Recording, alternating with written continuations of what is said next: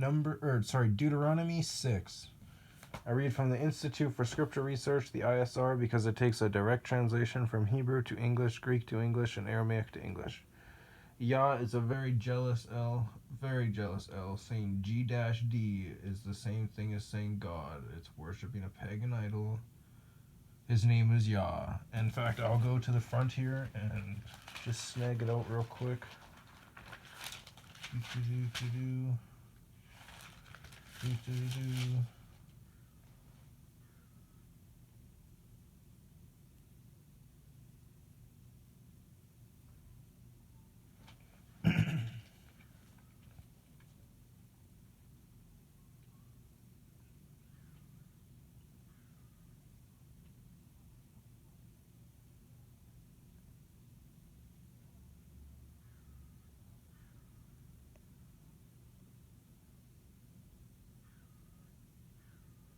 So it could be Yahweh, Yahweh, Yahweh, but Yah. I say Yah for short.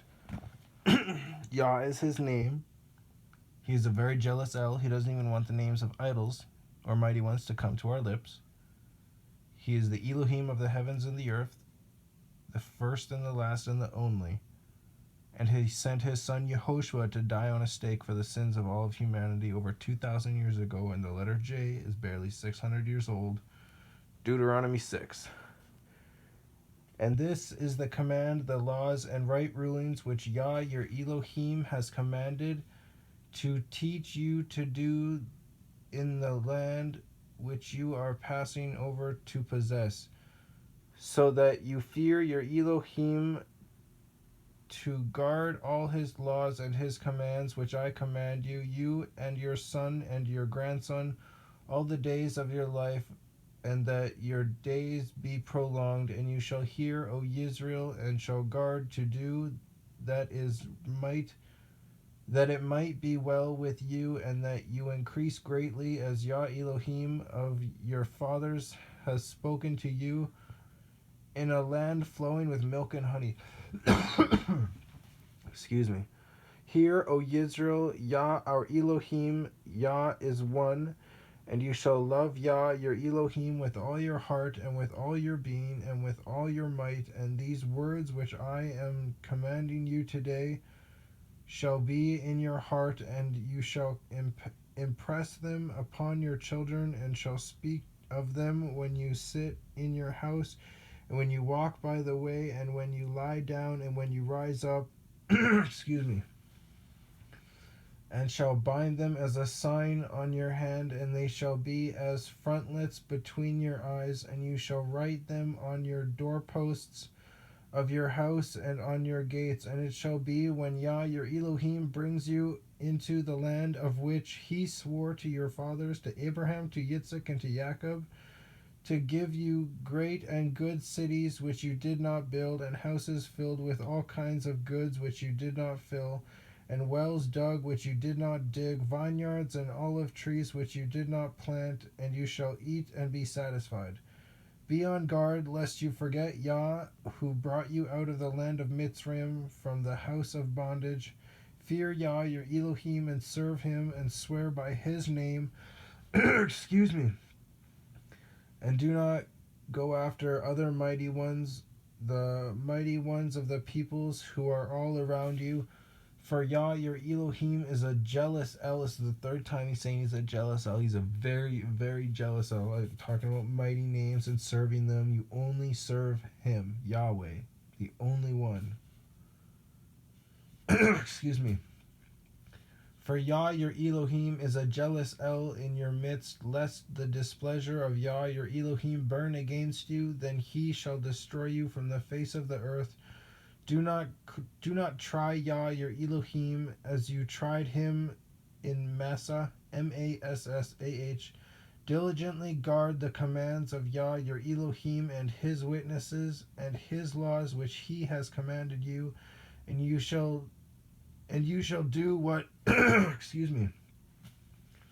And you shall do what is right and good in the eyes of Yah, and it might be well with you, and you shall go in and possess the good land of which Yah swore to your fathers, to drive out all your enemies from before you, as Yah has spoken, when your son asks you in a time to come, saying, What is the meaning of the witness and the laws and the right ruling which Yah your Elohim has commanded you?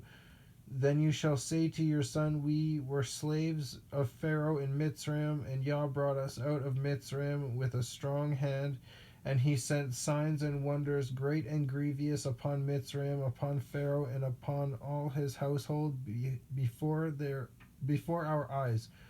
And they brought us out from there to bring us in, to give us the land of which he swore to our fathers. And Yah commanded us to do all these laws, to fear Yah our Elohim for our good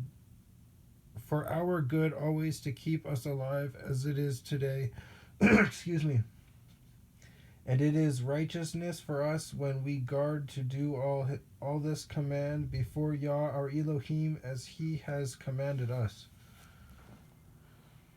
So he let a snake, or he let a post or a rod become a snake, and then ate up other snakes, and then he allowed hail to come on all of Mitzrayim, and they destroyed it. And then they had the locusts come through, and they ate everything else, and then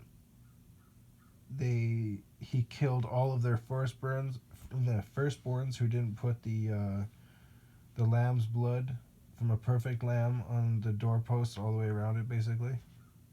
Excuse me. And then they let them go, and then they chased after them, and then Yah separated a sea, and I believe the sea was connected to the ocean, but he separated the sea. They all passed across it on dry land, and then when they were across and the Pharaoh and his people were chasing them, he closed up the sea and crushed them. It was just blood going all the way back to the shore, and there was nobody left alive. They all died. And then some people rose up against them after grumbling for only a couple days, and the earth opened up and consumed them. And the 250 that were like, oh crap, our dudes that we were just supporting just got eaten by the ground, and they tried to run away, and Yah consumed them with fire. Many wonders.